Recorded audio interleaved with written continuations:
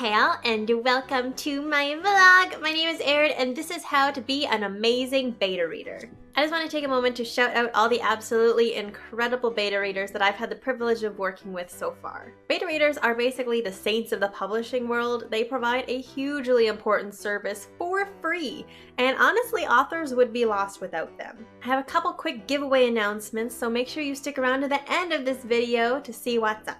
Today I'm breaking down my top 10 tips to be an amazing beta reader, so let's get started. Number 1, know your role. Sometimes authors will try to milk everything they can out of a beta reader, so it's really important to know your role so that you're not being taken advantage of. Beta readers are basically there to let the authors know what they liked, what they didn't like, how characters and plot points are coming across, and that kind of thing. Beta readers are not critique partners and they're not editors. If those are services that your author is pushing you to provide, then that needs to be something that is previously discussed and agreed upon, and you should be compensated for providing those services. If you pick up on something that would be best served by your author getting a sensitivity reader or a fact checker, absolutely bring that up. But you don't have to feel obligated to provide those services yourself. It's enough to say, hey, I think you should get a sensitivity reader for X thing. If you do choose to provide additional services to your author, you should be compensated for that. Number 2, don't hide your discomfort. If something about a story is making you uncomfortable, speak up. Whether that's in regards to a relationship dynamic, discrimination, a microaggression, something that the hero does that just kind of ruins them for you, let your author know. If your author isn't a douche, they'll understand. And you don't have to provide solutions to these issues. It's enough to just let your author know so that they can make corrections as needed. If the issue is big enough that you need to stop reading, let your author know.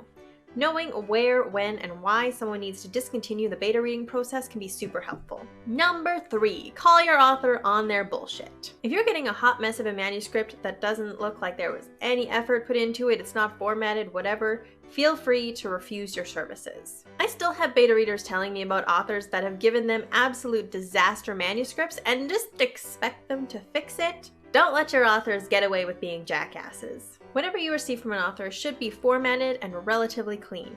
If it looks like your author doesn't care about this book, then why should you? Also, if your author is being an absolute dick weasel, tell them that behavior is unprofessional and don't be afraid to walk. The stories that I've heard from some of my betas just makes me want to punch some people into the sun. If you walk away from an abusive author, there's a chance that that will be enough of a smack in the face to them to change their behaviors. Or at least I can dream. Number 4, answer the questions. Give your author as much information as you can. Every thought that enters your head in regards to the book should be shared, because even rambles can contain gems of information that might lead to an epiphany. If your author has given you a list of questions, remember that an unanswered question or a one-word answer helps no one.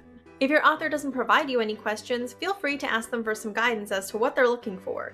They should care enough about this process to have that figured out. Number 5, don't commit if you know that you can't. You might come across your absolute dream book, but if you know that you're not going to be able to adhere to the timelines that the author has set out, you should not be applying to beta read for that round. Talk to the author and see what can be arranged if you want to help. Remember that there are multiple rounds of beta reading, so there should be multiple opportunities for you to get on board with this project. You could also apply to be part of the street team, both of which will get you early access to that story. The important thing is that you don't want to create stress for yourself and the author by overcommitting yourself from the get-go. Number 6, be on time. If you do commit and your author gives you a timeline, please do your very best to adhere to it. Your author should be providing you with clear expectations and a timeline. When you sign on, you should be aware of how many chapters you have to read and how quickly, and if your author is not upfront with that information, be sure to ask so you can make sure that those timelines are going to work for you. These timelines are really important to follow because a lot of the professionals that authors need to enlist, such as editors and formatters, may need to be booked out months in advance. So if you're consistently falling behind in the beta reader phase, then that's going to mess up your timelines for later on. If you're consistently dragging your butt on reading without telling your author what's up, you may find yourself dropped so that they can try and keep to those timelines a little better. Most of the time, if you're going to be late on a chapter, you just need to let your author know and it should be fine. Number 7, read openly. You might have theories going into a story, but don't cling to them so firmly that you miss what's actually there, and don't get upset if your theories prove false. Totally feel free to discuss all of your theories and wishes with the author, but remember that they're not obligated to include any of those in the story. Number 8, sign up for books that you are actually interested in. This might seem like a no-brainer, but sometimes it's not. Occasionally people will get hooked on one aspect of a story and be entirely ambivalent to the rest of it. If you love fantasy but don't like romance, maybe reconsider reading a fantasy romance story. Or if you're a stickler for historical detail, maybe don't sign up for a steampunk novel. It's also possible that you might be entirely enamored with the concept of a book, but the execution of it falls flat. Don't be afraid to explain to your author what was missing for you. Chances are you're probably not alone, and it'll give the author an opportunity to hit those missed beats. Number 9, know how you want to give feedback. How you provide feedback will probably depend on the author that you're working with, but it's good to know your own preferences anyways. The two main options are probably going to be an interview or a questionnaire. If you're the kind of person who loves to talk about what they've read, then an interview is going to suit you pretty well. But if you're not wanting to interact with humanity, you just want to answer the questions and go, then a questionnaire is going to be your best bet. If you want to beta read something, don't be afraid to state your preference. Your author may not be able to accommodate it, but there's always the chance that they will, and then you'll have a system that works great for both of you. Number 10, communicate. This is always going to be the biggest one. It's frustrating to be ghosted in any capacity, let alone when you're relying on someone's feedback. If you're uncomfortable with a story, if you're drowning in work, if you are bored with a story, say something. Tell your author that you're not able to continue. That will prevent them from bothering you with follow-ups, and it will also help ensure that they know for certain that a beta slot is vacant so that they can fill it. I like to consider the author and beta relationship as symbiotic. You guys get a free story, and the authors get valuable feedback to make that story better. So it's really important for both sides to be able to talk openly and honestly about what's going on. I'm going to be doing a reverse video giving authors tips on how to work with beta readers. If you've beta read before, what are some things that an author did to make the experience positive for you?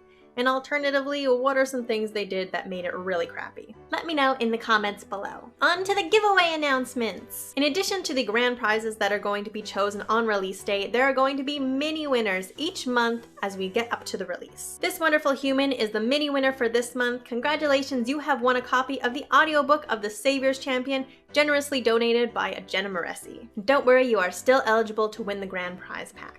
Contact me on any of my social media so I can get your prize to you. I'm also hosting another giveaway. All you have to do to enter is join my mailing list. I'll put a link below to my website, scroll to the bottom, you just gotta fill out your name and email and you'll be automatically entered. One lucky winner will be walking away with an advanced copy of Heart and Soul, and the winner will be announced in the newsletter. This giveaway runs until the end of November, so get yourself signed up soon. There will be exclusive content, book updates, cute cats, and more. My upcoming contemporary romance novel Heart and Soul is available for pre-order now. If you pre-order a copy, don't forget to enter the pre-sale giveaway, and if you would like to check out the first 3 chapters, those are available on my website. And if romance is not your thing, you can check out my other 2 books, Olympian Confessions Hades and Persephone, and Olympian Confessions Hera. Both of those are available now in ebook and paperback. If you liked this video, give it a thumbs up, and don't forget to subscribe. If you'd like to be notified as soon as I upload, then ring that bell. All my social media links will be in the description below, and I will see you all next week with another video. Bye!